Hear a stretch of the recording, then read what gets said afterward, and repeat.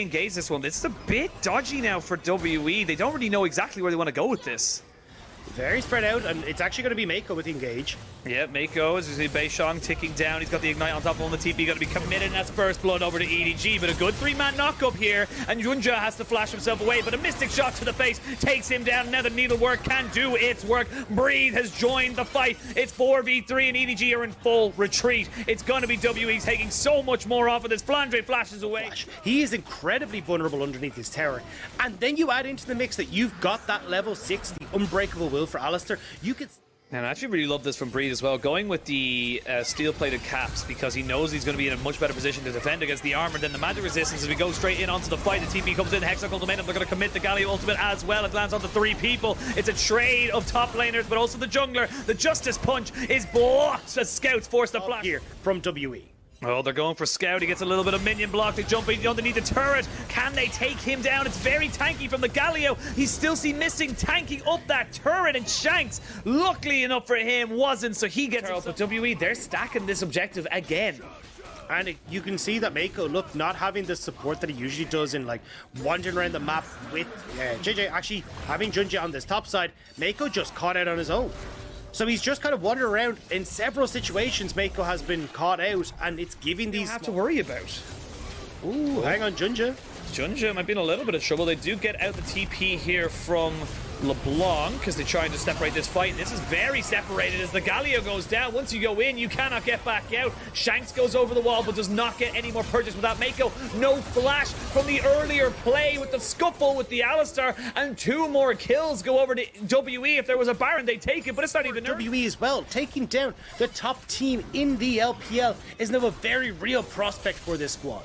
It really, really is. And WE 5, top 4 maybe. And as well for EDG, this puts, if they lose this series, it puts them down to 10-3. They are equal with FBX, and not only that, but then they lose the control of their destiny to try and get that top spot. They lose control of that #1 seed, and not worse than yours. I'll put it that way. But yes, I think yeah. It's not gonna. But either way, look, as we get our map back, a Terra Gold lead that only feels like it's a moment in time before it becomes an even bigger one.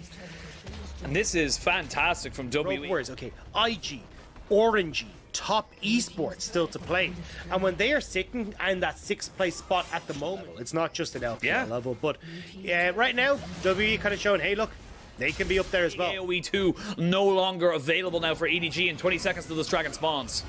I thought that was it. I thought Elk was caught, but let's see what... Yeah, all right, it's going to be poking and prodding, and this is where EDG need to try and find a solution. Hextech Ultimatum on top of the LeBlanc as they get the ultimate as well from the Galio as they try and jump in on top of this fight. But look at Breathe, look at Elk, they are free firing on this backside. WE are just decimating everybody. Triple kill, quadra kill for Elk, and they can take the dragon and the Baron. Turn over towards the Baron.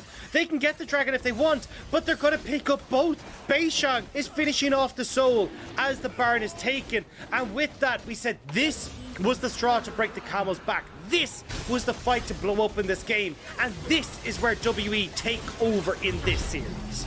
Let's have a look at this fight because it just... Oh no, never mind, I'm going to stop myself. There is going to be no replay. The replay is going to be of this because Flandre is now in a lot of trouble. No ultimate, no flash, but TP going to be used here by the Galio to try and re-engage it. There is Breed going into Zhonya's. That's his stopwatch that he had from the last fight. He goes a little bit too close to the sun and gets taken down. Good response here from EDG, but they had to commit a loss. WE moving a lot of members down here, may want to try and keep this skirmish up, but EDG, like, they're fully here. This is not the fight for WE. You just got Baron.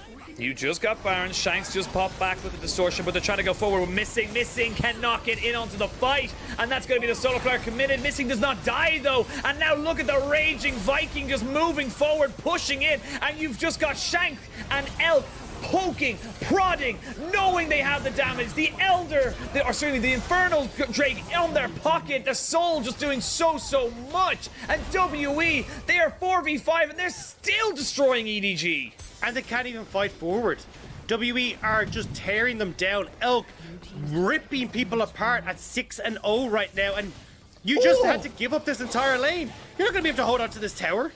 You cannot defend this right now. Viper trying his very best, but what are you going to do about this? There's just a Baroned up, double cannons right on the knocking on your door, and Shanks, he's just putting down poke. He's not even looking for the assassination that we talked about. He's just looking to bring the health bars down, and that's the base cracked. I know. Still Something in there. I was like, come on, you can do better than that. You're the brains and the wit of this operation. But now with all the outer towers down, the bot lane cracked open, you still have 40 seconds of Baron buff, and WE don't look like they're stopping. WE don't look like they're ready to give up anything. They're not willing to give any inch of power or pressure back over. As I say that, we will see the Hextech ultimatum and the hero's entrance used. They're going to use the Galio taunt as well. They will take down Shanks and Missing. So there's 2 quick kills going in favor of EDG, but we've seen this before. We have Elder Drake will be spawning in a minute 40. 10 seconds after that, you'll get the Baron. So there is big objectives on the board here, and they're just pushing forward without Baron buff because they have too many threats to deal with. They cannot defend this. Yeah, Flandre off in the side lane. He's not even here as these inhibitors are going down. Yeah, he was off on the sideline trying to get some kind of pressure in the top lane, but 2 inhibitors will fall.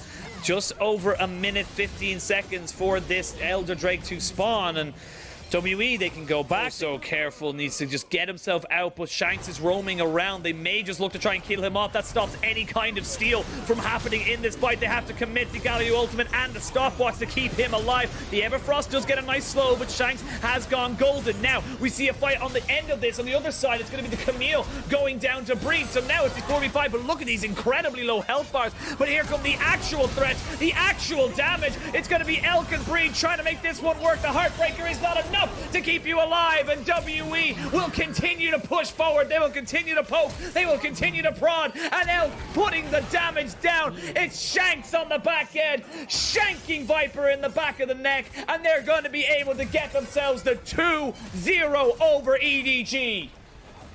And what a performance from WE, clean from the get-go, taking over these objectives, finding their advantages, and punishing Edward Gaming. Fantastic win for